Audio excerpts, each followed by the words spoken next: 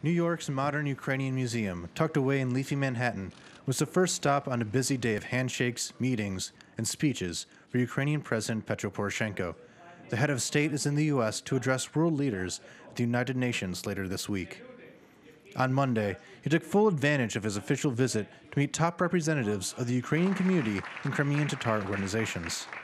In addition to thanking them for their support, Poroshenko touched upon a key issue for the Ukrainian diaspora stateside, that is, the supply of American defensive weapons to Ukraine. This is not only the position that lets us considerably increase costs to be put upon the Russian aggressor should it resort to an offensive, but also unlocks similar assistance from the United Kingdom, Canada, and other states. We're looking forward to a U.S. decision.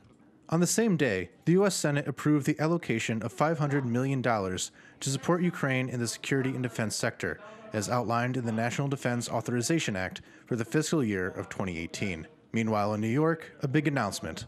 After months of negotiations, it was revealed Ukraine had raised $3 billion in its first sovereign bond issue since restructuring its debt in 2015. In perhaps a real sign of investors' appetite for long-term, high-yielding assets, Ukraine's Finance Minister Alexander Daniluk said demand had far outstripped supply. I can say that during the roadshows that took place last week, we met more than 100 investors to tell about the story of Ukraine, tell about the story of reforms. As a result, the overall demand was what we already seen today, in excess of 10 billion. And this was around 400 investors. Also very important to note is this is not one-off event, right? We will be actively present on the markets.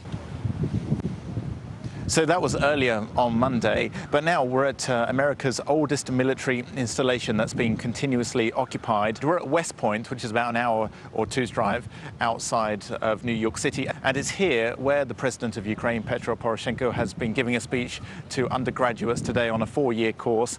And in his message, he stressed that the US and Ukraine are continuing to build their military and diplomatic partnerships, and also stressed the fact that Ukraine has come so far since the Revolution of Dignity back in 2014. Let's take a listen to what he had to say. Ukraine was the third biggest nuclear nation in the world. We have the third biggest nuclear arsenal, 1,240 nuclear warheads. And we voluntarily, under the program of non-proliferation, give up this huge nuclear arsenal. In exchange, receive the security guarantee by Budapest Memorandum. We now should prove that the non-proliferation system should work. Otherwise, we will have a lot of North Korea every single year. Poroshenko also recalled the story of Mark Pavlovsky, a West Point graduate and former Army Ranger who was killed while fighting against Russian hybrid forces around Ilovaisk in August 2014. Meanwhile, it's hoped that West Point and the Ukrainian Military Educational Institute will begin working together in the future, and what would be another huge step in the strengthening of defense and security cooperation between Washington and Kyiv. We'll have updates on President Poroshenko's visit to the U.S. throughout the week.